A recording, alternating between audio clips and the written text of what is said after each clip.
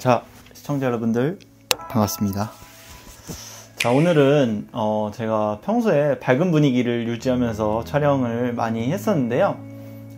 오늘은 조금 무거운 느낌의 주제로 이야기를 한번 다뤄보려고 합니다. 우선 저는 21년 12월 말경에 저녁에 조기축구를 하다가 십자인대가 파열이 되는 사고를 당했습니다. 지금 현재는 촬영일인 2월 20일 기준 7주차를 넘어 이제 8주차가 되어 가는데요. 현재는 재활 중에 있고 부상 회복을 얼른 해서 달리기를 얼른 하고 싶은 마음입니다. 달리기뿐만 아니라 지금 일상생활에도 조금 지장이 있는 상태고, 다른 스포츠 활동은 제가 하고 싶어도 지금 하지는 못하고 재활 운동을 열심히 지금 하고 있는 상황입니다. 이 십자인대 파열이라는 주제는 제가 다른 영상에서 다뤄보도록 할 거고요. 오늘 제가 다뤄볼 내용은요, 제가 그동안 많은 부상을 당해왔어요. 스포츠 활동을 하면서. 물론 저는 스포츠 선수 출신은 아니고 아마추어 생활체육인이지만 생활 스포츠를 했을 때 많은 부상을 겪었고, 이것을 이겨내는 재활 또는 이제 부상을 이겨내는 방법에 대해서 많이 터득을 했어요. 이런 부분에 있어서 제가 여러분들과 이야기를 하고 제가 겪었던 경험에 대해서 공유를 하려고 이렇게 영상을 찍게 되었습니다.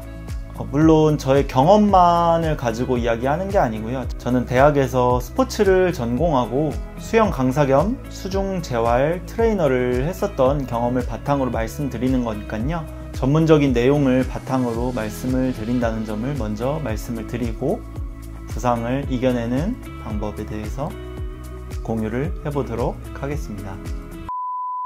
자, 우선 첫 번째 방법은요, 멘탈에 대한 회복이에요. 저도 여러 부상을 당했지만 처음 부상을 당했을 때는 굉장한 좌절감과 허탈감 그리고 우울감이 저를 사로잡습니다. 하지만 재활을 함에 있어서 이러한 우울감을 해결하지 못하고 재활에 들어가게 된다면 재활을 실패할 가능성이 매우 높아지게 돼요. 이런 멘탈을 회복하는 방법은 우선 가장 긍정적으로 생각하려고 노력을 많이 해야 돼요. 저 같은 경우에도 2022년에 목표했던 계획들이 이 부상으로 인해서 많이 무산이 되었어요. 그래서 첫 번째로 너무 좌절스럽고 우울했지만, 이 또한 경험이고 넘어진 김에 쉬어가라는 말이 있죠.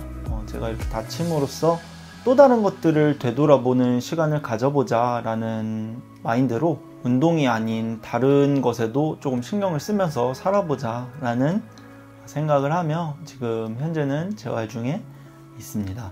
이 다쳐서 스포츠 활동을 이제 더 이상 하지 못하게 된다는 생각으로 우울감에 잡혀 있으면 다른 일도 잡히지가 않더라고요.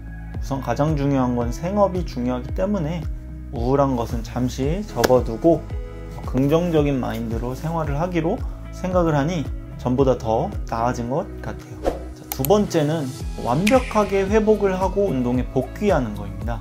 이런 분들 있죠.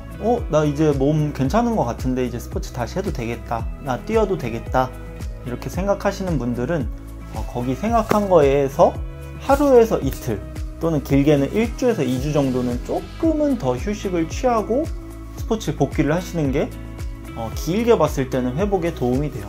저 같은 경우에 발목 인대가 부분 파열이 되는 부상도 당했었는데, 이때 제가 완전히 휴식을 취하고 완전한 재활을 마치고 스포츠에 투입이 되었었다면 한 2달에서 3달 정도면은 완쾌가 될 수 있는 상황이었어요.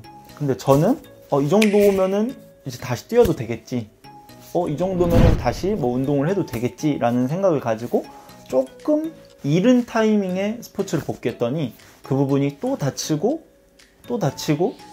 하다 보니까 제가 그 발목 부분인데 파열을 1년 동안을 고생을 하다가 회복을 했어요. 내가 1, 2주 정도 빨리 복귀를 하겠다고 생각을 해서 그런 식으로 했더니 길게 한 몇 개월 정도가 더 길어진 거죠. 그렇기 때문에 몸이 완전히 회복하고 내 머릿속으로만 생각하는 게 아니고 객관적인 자료를 봤을 때 내 몸이 회복이 됐다 라고 생각을 하실 때 스포츠에 다시 투입을 하시는 게 현명한 방법이라고 생각을 합니다. 자, 세 번째는 휴식도 또 하나의 운동이라고 생각을 하셔야 돼요.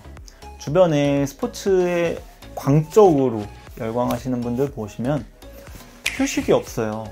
일주일이 7일이면 7일 내내 운동을 하세요. 그런 분들은 보면 물론 내가 부상을 당하지 않는 그런 몸을 가졌다고 한들 내 몸은 7일 내내 운동을 하기에 맞춰져 있지가 않고, 또한 7일 중에 하루 이틀 정도는 회복을 기간을 주면서 운동을 하셔야 부상 방지에도 효과적이고, 또한 운동 퍼포먼스를 늘리는 데 있어서도 휴식을 완벽하게 취하고 다음날 더 나은 퍼포먼스를 발휘함으로써 훈련도 더 뛰어나게 할 수가 있게 되는 거겠죠. 대신 휴식을 취하실 때도 그냥 아무렇게나 휴식을 취하는 게 아니고 마사지나 스트레칭 등으로 내 몸의 회복을 조금 더 빠르게 만들어주는 방법을 활용함으로써 휴식조차도 또 하나의 운동이 될 수 있게 만들어주시는 것이 중요합니다. 이러한 과정은 부상을 예방하는 데도 도움이 돼요. 우선 부상을 재활을 열심히 하는 것도 중요하지만 사실상 부상은 당하지 않는 것, 부상을 예방하는 것이 가장 중요하기 때문입니다. 자, 마지막 네 번째입니다. 부상은 또 다른 부상을 유발하게 되어 있어요. 일례로 제 좌측 발목이 인대가 늘어나 있는 상태였어요. 그럼 내 몸은 나도 모르는 사이에 좌측보다는 우측에 힘이 들어가는 상태가 됩니다. 이것은 길게 봤을 때 좌측의 근육을 약화시키는 과정이에요. 내 몸의 근육이 약해진다는 것은 관절들을 보호하고 있는 보호구들이 약해지는 과정이 되기 때문에 또 다른 부상을 유발할 수가 있는 거죠. 저 같은 경우에도 좌측 발목을 다쳤고, 또한 이번 무릎 같은 경우에도 좌측 무릎을 다치게 되었어요. 저는 또한 고등학교 때 좌측 어깨뼈가 골절이 되는 사고도 있었기 때문에 제 몸은 절반을 나눴을 때 균형이 우측에 많이 포함이 되어 있겠죠. 실제로 인바디를 측정했을 때도 우측에 근력이 많고 좌측에 근력이 많이 빠져 있기 때문에 제 몸은 좌측이 더 쉽게 다칠 수 있는 몸을 가지게 된 것이에요. 이러한 부분들을 최대한 빠르게 잡아내서 반대쪽 근력을 회복을 시켜주면서 밸런스를 맞춰주는 과정이 상당히 중요합니다.